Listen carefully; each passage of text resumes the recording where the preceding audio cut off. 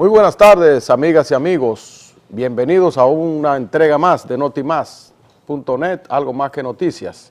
Hoy tenemos como comentarista invitado a nuestro amigo Víctor Castro, quien es el presidente de la Asociación de Industriales de Herrera y de la provincia de Santo Domingo, que regularmente viene a nuestro programa a acompañarnos en los comentarios sobre todos los temas económicos y que afectan al comercio y a la industria, que es lo que él representa. Víctor, en esta semana, el gran debate o en los últimos días ha sido el presupuesto nacional. El presidente Danilo Medina propuso ante el Consejo de Ministros un presupuesto ascendente a 605,000 millones de pesos, con un incremento considerable con relación al presupuesto del año anterior, que había sido de 504,000 millones de pesos. Pero entonces, tras conocer el Consejo de Ministros ese presupuesto y ser enviado al Congreso, comenzaron una serie de protestas en la nación, sectores inconformes, algunos solicitando aumentos salariales, como es el caso de los médicos, los agrónomos, las enfermeras y otros sectores, y otras, las poblaciones, solicitando obras, que sean incluidas obras en sus comunidades. Esto nosotros lo vemos como, no le vemos mucha explicación por qué tanta protesta precisamente este año, cuando el presupuesto ha sido aumentado en más de 70,000 millones de pesos. Entonces, ¿a dónde ha ido a parar ese dinero que no va a satisfacer mínimamente la necesidad de todos esos sectores inconformes? Mira, buenas tardes, Pimentel. Gracias una vez más por permitirme estar en tu programa y como comentarista e invitado, con la ausencia de un par de programas por razones de salud de mi padre. Mira, el tema presupuesto está muy vinculado a lo que es el tema de una reforma tributaria, o una reforma fiscal, perdón. Tú sabes que es un tema que tenemos pendiente desde el año pasado, cuando estábamos discutiendo en el Consejo Económico y Social, el asunto de la reforma fiscal, y que abortó por que el gobierno al final no le gustó las propuesta nuestra en el sentido de ajustar los gastos a los ingresos de la nación. Mira, yo digo que es un tema muy pendiente el del presupuesto, porque nosotros tenemos definitivamente que dar una reforma fiscal, y te cuento. Una reforma fiscal integral, ¿verdad? Integral. No parche como se están poniendo. Integral, empezando para ser un poco, ¿qué te digo?, complaciente con el gobierno en esta parte. Lo que tiene que ver con la presión tributaria de República Dominicana es muy baja. O sea, no tenemos una presión fiscal de unos 14%, y eso tiene que estar en un país que quiera desarrollarse efectivamente, y especialmente desarrollar la infraestructura, dar el poder económico al Estado para que pueda ir en el desarrollo de la infraestructura y en darle la mano de solidaridad a los más vulnerables. Tiene que andar alrededor de un 19% la presión tributaria. Vamos a hacer un paréntesis ahí, Víctor, porque a mí siempre me ha chocado esa apreciación de que tenemos una presión tributaria bajita con relación a los demás países. Sí. Pero entonces yo me pregunto, esa presión tributaria incluye la ineficiencia en el cobro de los impuestos que ya están por ley establecidos? Precisamente, ahí es que te quiero ir. Tenemos que tener una presión tributaria de alrededor de un 18 a un 20%. Y a lo que tributamos nos va a convenir mucho. Porque mira cuál es el problema. El problema es que hay un alto porcentaje de evasión, básicamente por la informalidad. Y otra parte es por que la gente se oculta y no quiere pagar.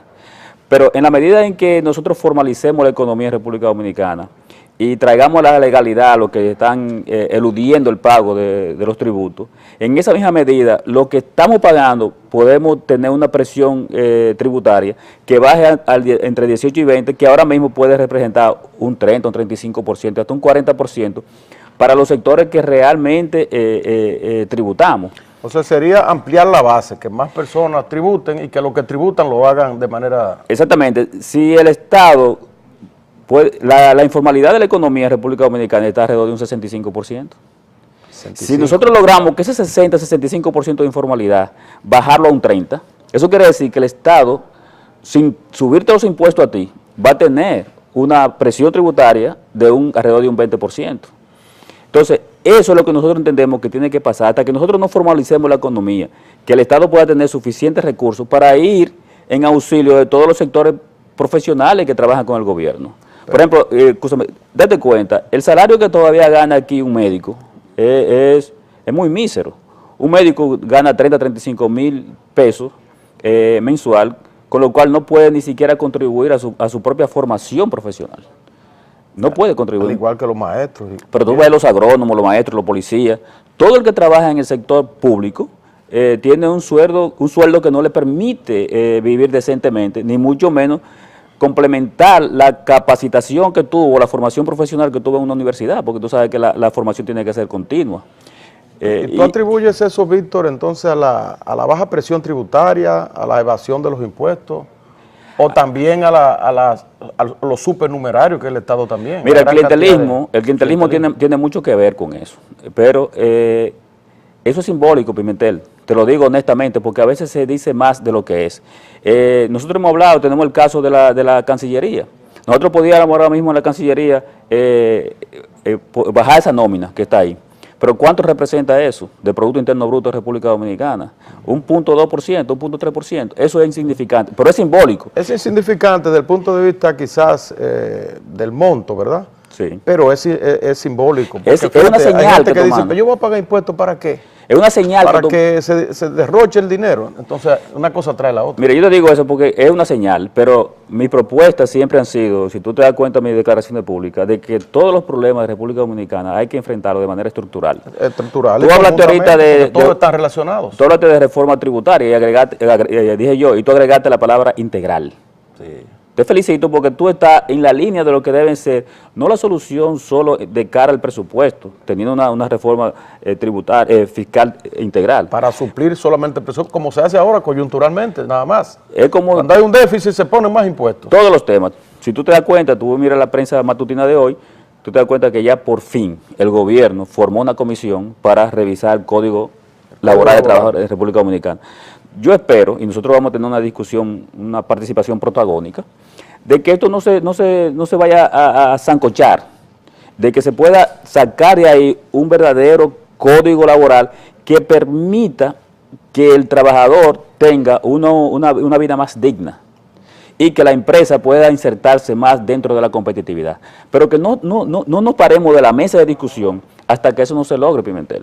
Claro. Y así todos los temas de República Dominicana, el Pacto por la Educación, estamos dando en un proceso lindísimo, con una participación amplísima. Ojalá que tú puedas ver lo que se está dando en las jornadas de fin de semana. Las informaciones. Yo he estado participando de lleno, metido ahí en eso, y eso es lindísimo.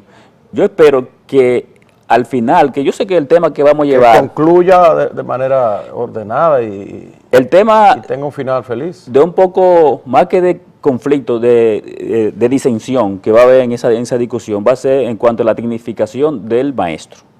Y eso lo vamos a llevar a la mesa de trabajo. Yo espero que de ahí nosotros podamos sacar el mejor resultado de que el profesor pueda recibir los incentivos de acuerdo al desempeño.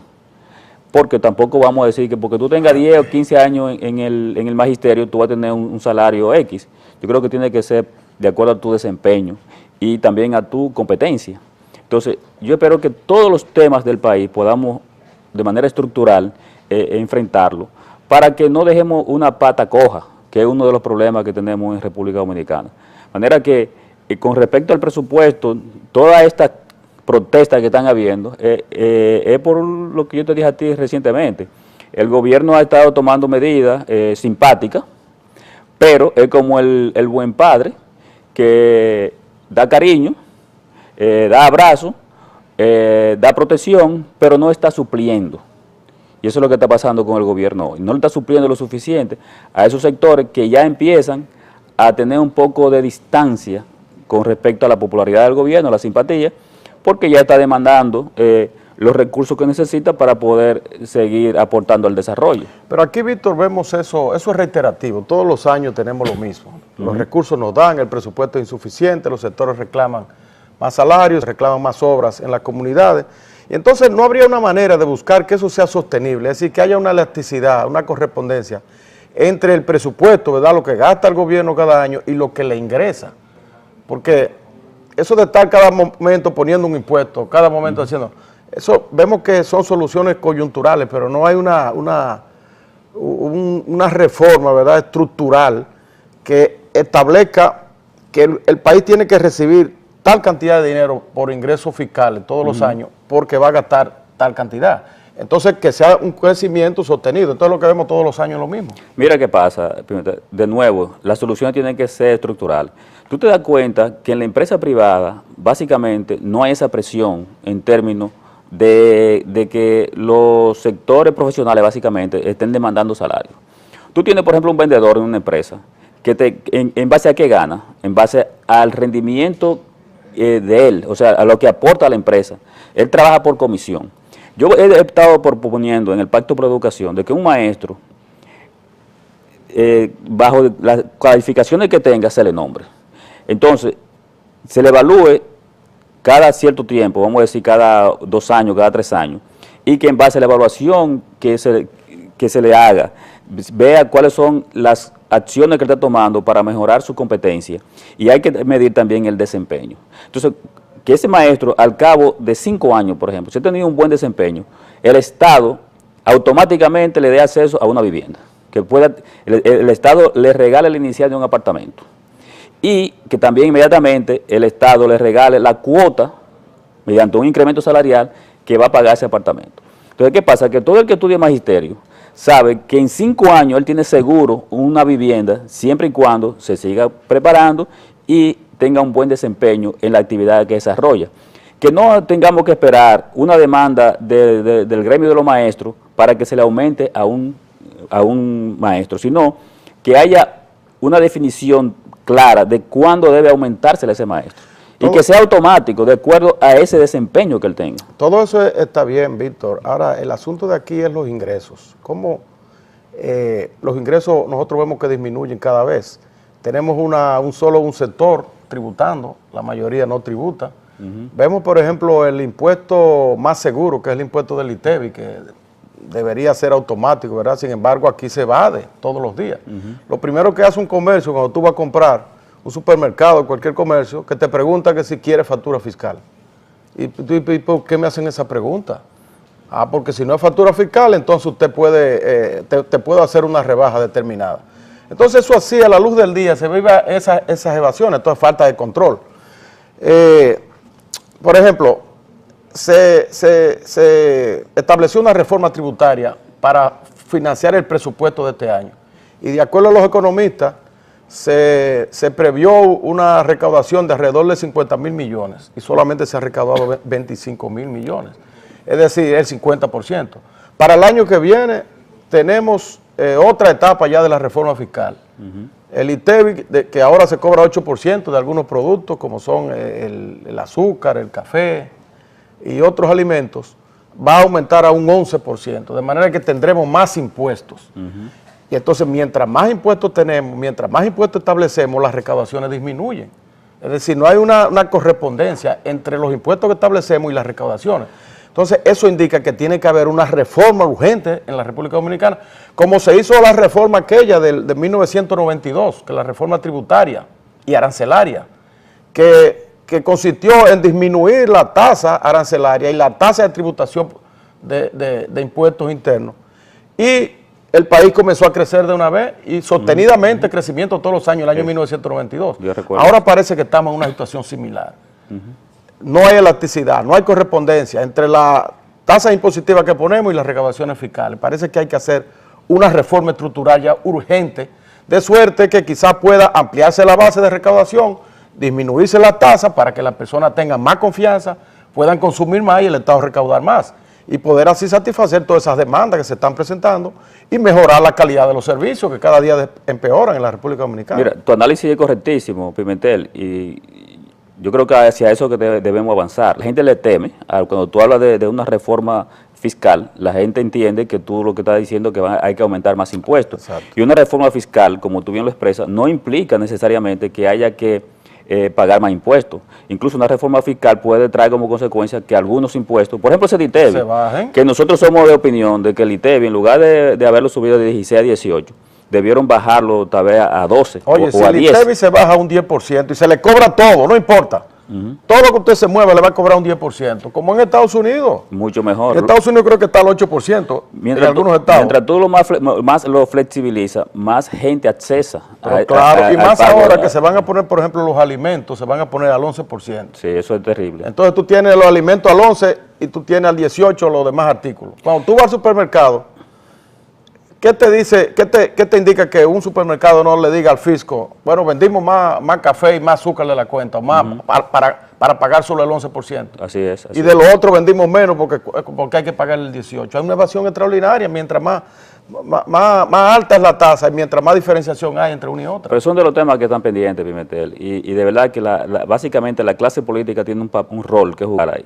Porque eso es mucho por el populismo, por el clientelismo que se hace. Tú ves las medidas que se reversaron en términos a la reforma tributaria que el gobierno parió a final del año pasado, pero que aplica este año. Muchas de esas medidas no se han aplicado porque yo no sé por qué el presidente no quiere jugársela. El presidente tiene una popularidad de alrededor de 85%. Tiene la oportunidad de tomar muchas medidas. Él no puede, todas las medidas que toma es en base a cuidar esa popularidad, Pimentel. El gobierno tiene que jugársela en algún momento y tomar medidas que afecten positivamente hacia el futuro a la nación, no el inmediatismo, no lo que me pasa hoy. Entonces, él cuida hoy su popularidad, pero mañana va a tomar la medida en base al clientelismo. Además, es que también los gobiernos, no sé por qué, meten la mano en todas las cosas que muchas veces no son de la responsabilidad de él. Pero ahora mismo, esta mañana, yo vi que ayer la Junta Monetaria aprueba de que hay que disolver una asociación en San Juan de la Maguana, que hubo un problema o de fraude, lo que sea ahí. Pues el presidente dijo que no, que eso había que aguantarlo. ¿En San Juan de la Maguana? En San Juan de la Maguana. Bueno, San Juan de la Maguana está muy cerca del presidente. Sí, pero es lo que te digo, o sea, si la autoridad técnica monetaria de República Dominicana toma una decisión que es sana para proteger un sector. Una asociación de ahorro. De ahorro y préstamo que hubo allá, que hubo unos manejos mal y la decisión de la Junta Monetaria fue disolver eso, como una forma de cortar por lo sano para proteger el sistema financiero de República Dominicana. Sin embargo, eso fue mandado a parar desde el Ejecutivo. Bueno, o sea, son de las cosas que están funcionando mal. Igual que aquí se hace un presupuesto, es en base al interés personal del presidente de la República. Él es el que decide cada cosa que se deben hacer. El presupuesto debe ser una pieza desarrollista para cualquier nación. Y en consecuencia, muchos sectores tienen que opinar en base a qué se va a elaborar un presupuesto. Aquí el presupuesto se elabora en la oficina fría del Ministerio de Economía y Desarrollo, recogiendo la opinión de algunos ministros. Pero la sociedad no participa en la elaboración de ese presupuesto. Esa es una de las fallas, aunque teóricamente quien formula el presupuesto es el Consejo de los Ministros y quien lo aprueba finalmente es el Congreso Nacional. Pero tenemos un tinglado legal que hace muy difícil las modificaciones una vez es enviado al Congreso ese presupuesto. Pero vamos a seguir conversando, Víctor, sobre ese y otros temas después de esta pausa.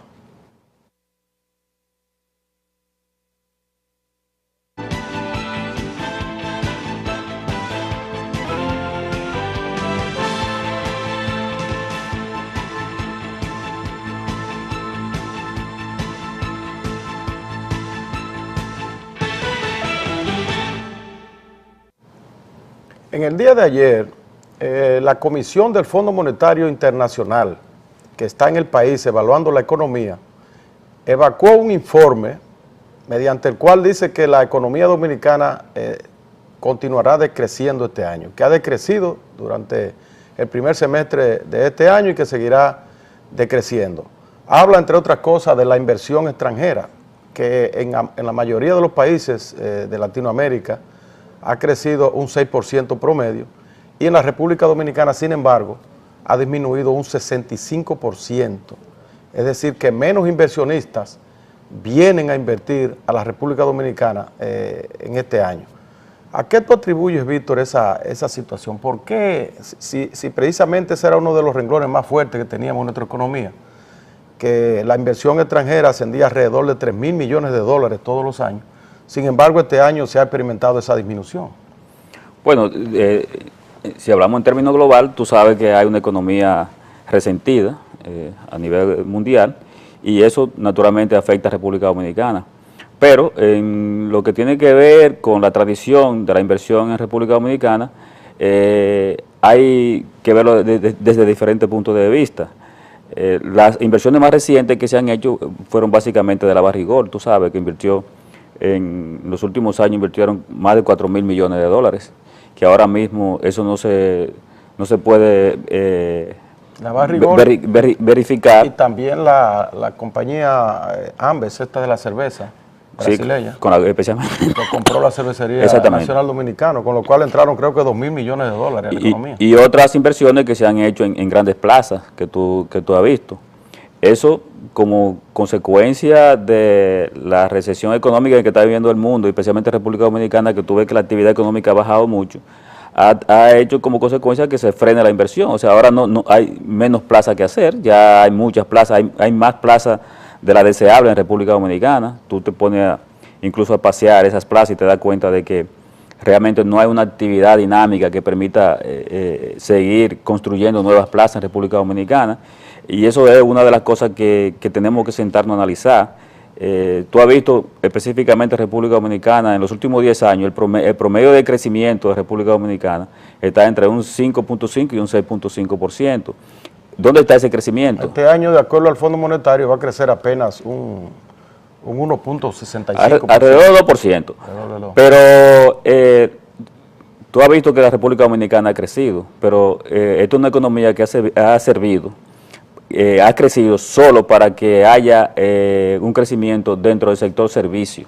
Sí, ¿no? Y eso es fatal. Y ha crecido, pero también ha crecido la brecha entre rico y pobre. Es decir, claro, ha concentrado más la riqueza. Porque el empleo que genera el sector servicio es tan mínimo que produce pobreza.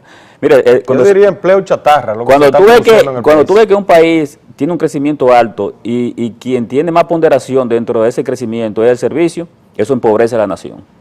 Porque eso no crea empleo de calidad, ni encadenamiento productivo.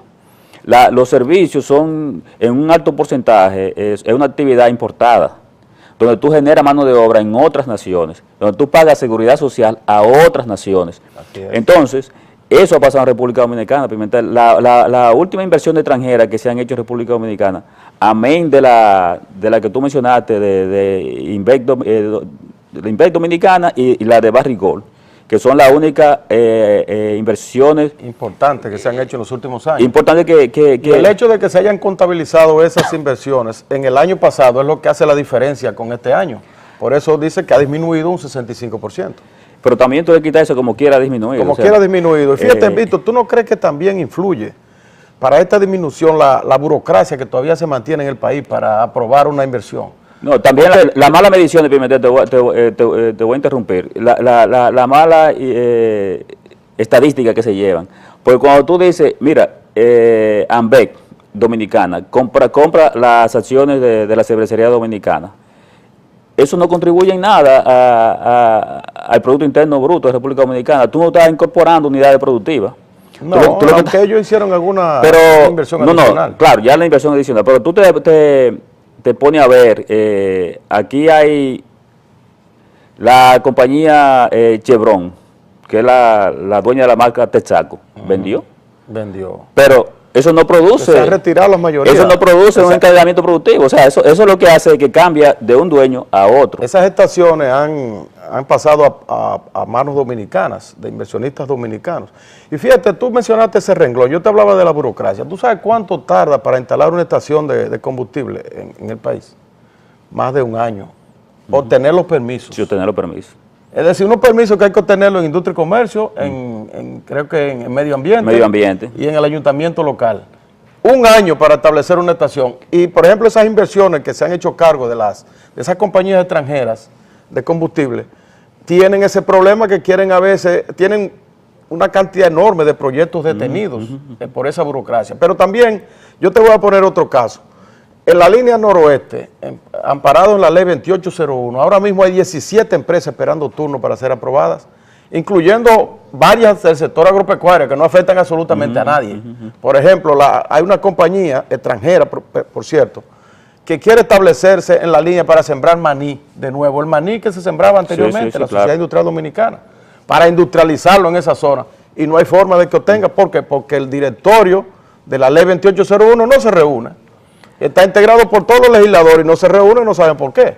Pero como vemos eso, también sigue la misma burocracia, que aunque cada gobierno que sube promete que va a agilizar, que va a hacer una ventanilla única para todo, que esto, que lo otro, sin embargo, sigue la misma burocracia, sigue la misma tajada, la ración del BOA en cada una de las instituciones, y esto impide y retrasa también la inversión extranjera y local también. Institucionalidad, Pimentel. Yo te hablaba de que nosotros no podemos avanzar si no primero no institucionalizamos el país. Si tú te pones a ver la prensa, unas declaraciones que dio el director general de aduana, donde él dice que el que manda en aduana es la Dirección General de Aduana. ¿El que manda en aduana? En las aduanas del país, en los puertos, es la Dirección General de Aduana. ¿Tú sabes qué es lo que pasa? Que cuando vienen las importaciones, en algún momento, Autoridad Portuaria dice que ellos son los dueños de esa carga. En otro momento es la Dirección General, la Dirección Nacional de Control de Drogas. Entonces, no hay... El CESA. O sea, la seguridad militar. Si tú te pones a ver ahora en Cabo Rojo de Pedernales, hay un problema porque la cementera que está ahí concesionó el puerto que hay ahí, porque si yo cuántos años. Pues ahora hay una empresa que está sacando bauxita, que hace exportaciones por ahí, que ellos quieren hacer las cosas independientemente a la autoridad que hay ahí de la Dirección General de Aduana. Pero el director de Autoridad Portuaria dice, sí, eso hay que sacarlo, y tiene la fuerza, porque él es el que tiene la seguridad. Entonces, señores, una nación no puede avanzar donde muchos de los ministros de República Dominicana no se sientan a la mesa porque no se ven a la cara. ¿Tú sabes cuántas instituciones inciden en puertos y aeropuertos del país con relación a las migraciones y también a la importación y exportación de mercancías? Más de 5. El ejemplo más fehaciente lo tenemos en la puerta fronteriza. O sea, la puerta fronteriza, que donde van la mercancía de aquí para Haití, de allá para acá y de aquí para allá, y la gente pasa, cruza. A veces está cerrada la puerta. Bueno, a veces la cierran a las 5 de la tarde, creo, a las 6 de la tarde, pero la abren cuando hay una urgencia, una necesidad. Bueno, pues hay que buscar ahí a 5 gente, porque hay 5 llaves. Y son 5 autoridades, porque nosotros son 5 gente. 5 autoridades. Uno representa a la aduana, otro representa a la autoridad portuaria, otro representa al DNI, el DNI, otro representa a migración, otro al CESA, la seguridad aeroportuaria militar.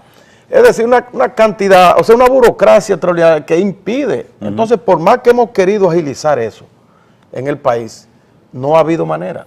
Por el asunto de la misma ventanilla única. No ha habido manera. O sea, en términos de gestión gubernamental, tiene que haber una ventanilla única para cada operación, Pimentel. Si tú quieres construir un hotel, tú no puedes ir a cada institución a buscar un permiso, uno pues, solo. Si tú quieres pasar por aduana. Esas son las cosas que se han prometido y que no. Si tú quieres pasar por un puerto, por una frontera de República Dominicana, tú no puedes ir para tú pasar por ahí a cada una de esas 5 dependencias que te den un permiso para pasar. Es un problema. Eso lo retrasa todo.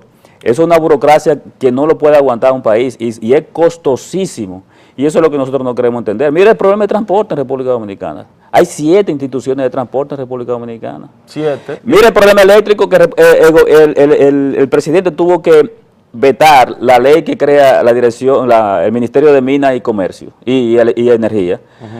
Porque después que aprobaron todo y el mismo partido de gobierno lo aprueba, se dan cuenta cuando llega al Ejecutivo, no, pero espérate, nosotros estamos manejando unos proyectos eléctricos que no podemos dejarlo que ahora lo maneje un partido aliado a nosotros. Por muy aliado que sea, yo no quiero que maneje ese tema eléctrico. ¿Por qué un partido aliado? ¿Qué significa que...? Todo el mundo sabe que ese fue un ministerio creado para Pelegrín Castillo. Pimentel, ¿qué pasó? Para Pelegrín.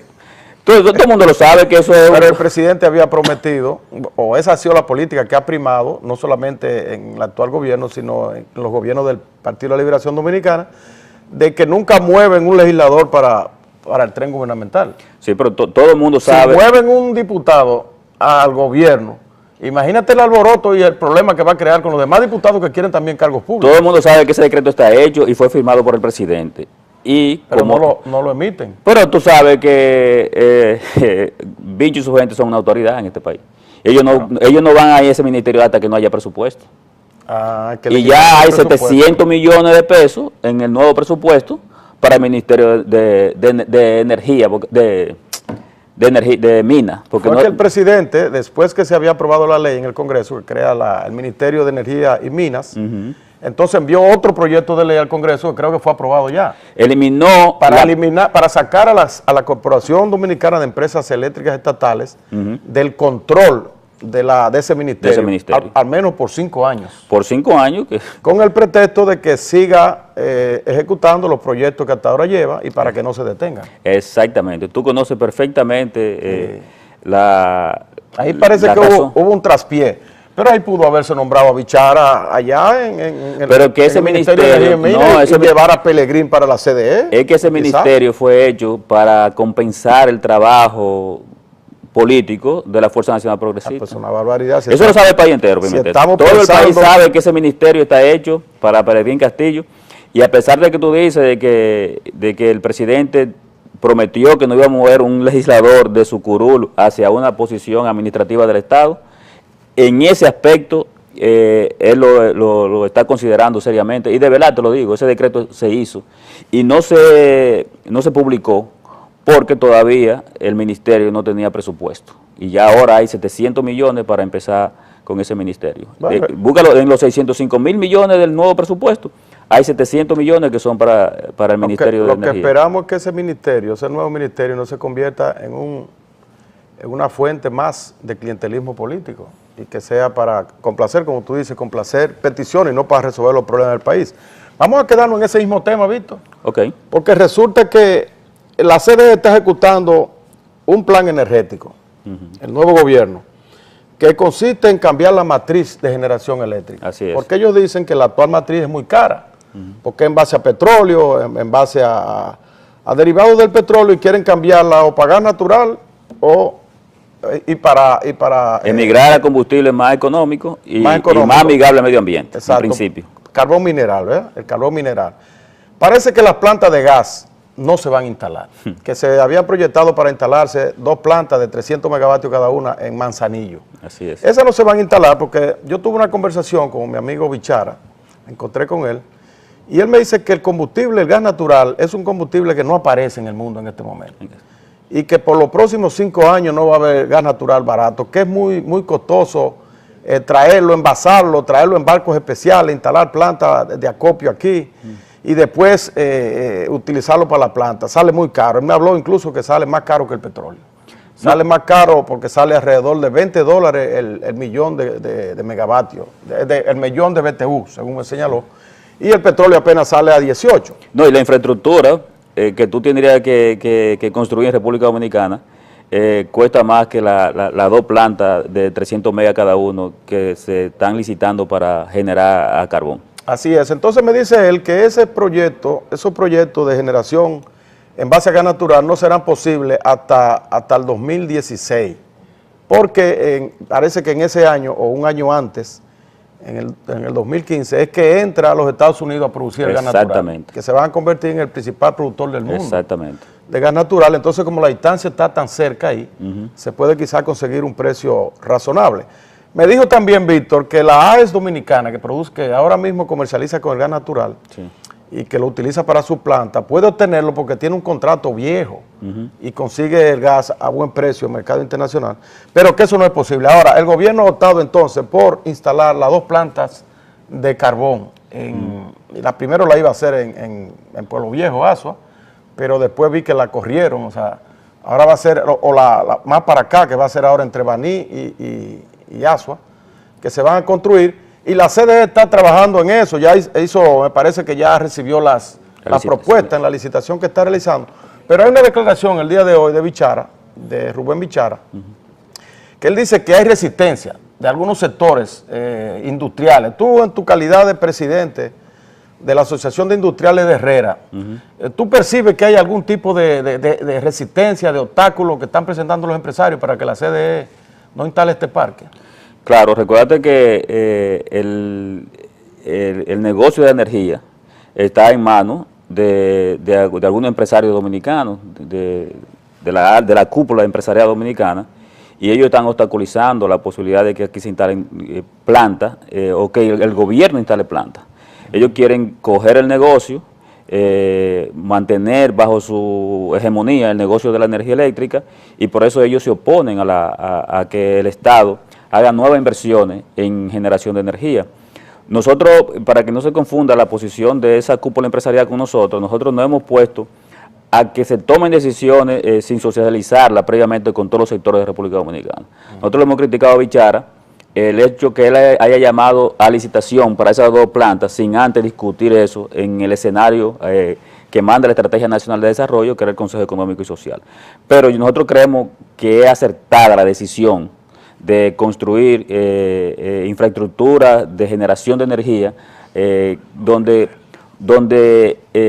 la mano estatal tenga algún protagonismo, porque la energía es un bien estratégico. ¿Usted está de acuerdo entonces que el Estado incursione en la producción eléctrica? Como una forma de poder, en los momentos que se presente en la revisión de contratos, como una forma de tener respuesta ante un tranque donde el sector privado que maneja la generadora quiera mantener precios onerosos en la venta de energía y que en un momento determinado ellos se tranquen, entonces el Estado no tenga opción. Porque ahora Víctor, lo que estamos viendo en el país es una reversión, ¿verdad? Un hacia atrás del proceso de privatización que se había iniciado, mediante el cual se le otorgó al sector privado la generación, prácticamente el monopolio de la generación eléctrica.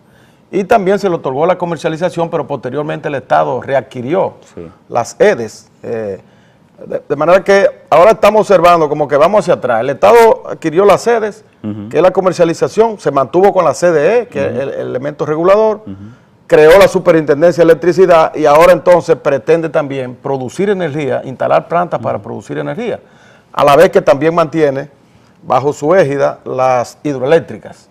Entonces, con poca cosa el Estado vuelve a ser dueño del sistema eléctrico nacional. No, porque está claro, o sea, siempre se ha dicho que el Estado en esta coyuntura específica tiene que hacer la inversión para tratar de que el país pueda emigrar hacia un consumo en términos de generación de energía en combustible mucho más económico que tenemos hoy. O sea, que sería transitoria la incursión. Es transitoria porque eso es lo que quiere el Estado, construir la planta, emigrar al carbón natural, que también es contaminante, pero ahora hay nuevas tecnologías.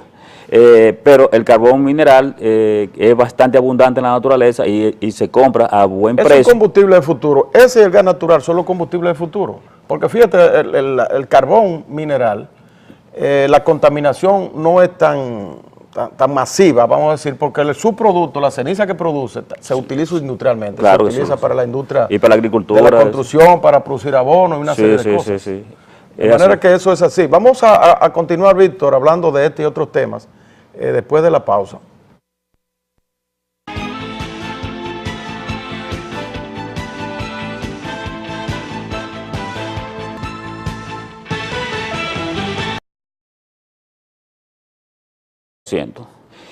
Y a lo que tributamos nos va a convenir mucho, porque mira cuál es el problema es que hay un alto porcentaje de evasión, básicamente por la informalidad, y otra parte es por que la gente se oculta y no quiere pagar.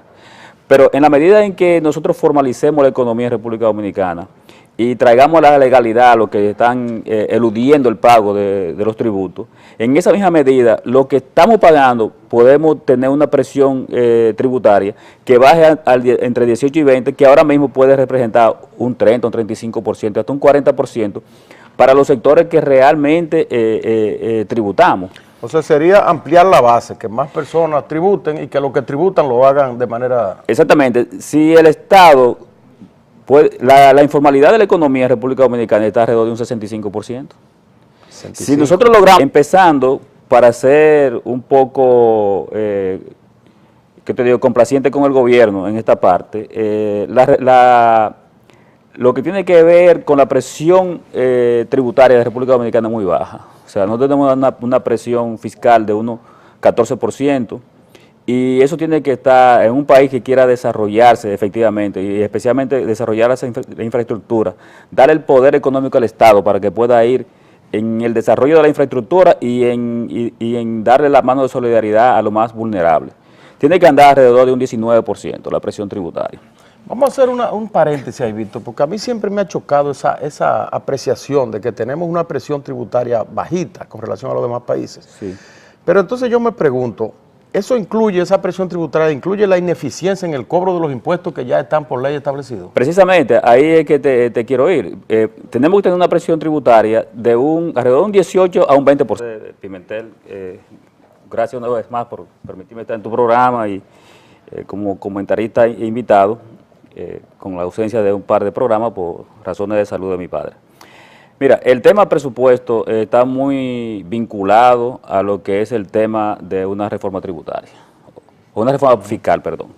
Tú sabes que es un tema que tenemos pendiente desde el año pasado, cuando estábamos discutiendo en el Consejo Económico y Social, el asunto de la reforma fiscal, y que abortó por que el gobierno al final no le gustó las propuesta nuestra en el sentido de ajustar los gastos a los ingresos de la nación. Mira, yo digo que es un tema muy pendiente el del presupuesto, porque nosotros tenemos definitivamente que dar una reforma fiscal, y te cuento. Una reforma fiscal integral, ¿verdad? Integral. No parche como se están poniendo. Integral. 105 mil millones de pesos, con un incremento considerable con relación al presupuesto del año anterior, que había sido de 504 mil millones de pesos. Pero entonces, tras conocer el Consejo de Ministros ese presupuesto y ser enviado al Congreso, comenzaron una serie de protestas en la nación, sectores inconformes, algunos solicitando aumentos salariales, como es el caso de los médicos, los agrónomos, las enfermeras y otros sectores, y otras, las poblaciones, solicitando obras, que sean incluidas obras en sus comunidades. Esto nosotros lo vemos como, no le vemos mucha explicación por qué tanta protesta precisamente este año, cuando el presupuesto ha sido aumentado en más de 70 mil millones de pesos. Entonces, ¿a dónde ha ido a parar ese dinero que no va a satisfacer mínimamente la necesidad de todos esos sectores inconformes? Mira, buenas tardes.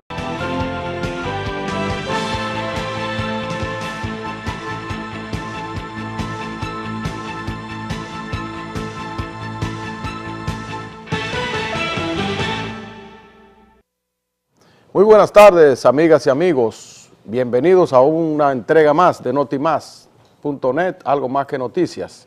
Hoy tenemos como comentarista invitado a nuestro amigo Víctor Castro, quien es el presidente de la Asociación de Industriales de Herrera y de la provincia de Santo Domingo, que regularmente viene a nuestro programa a acompañarnos en los comentarios sobre todos los temas económicos y que afectan al comercio y a la industria, que es lo que él representa. Víctor, en esta semana, el gran debate o en los últimos días ha sido el presupuesto nacional.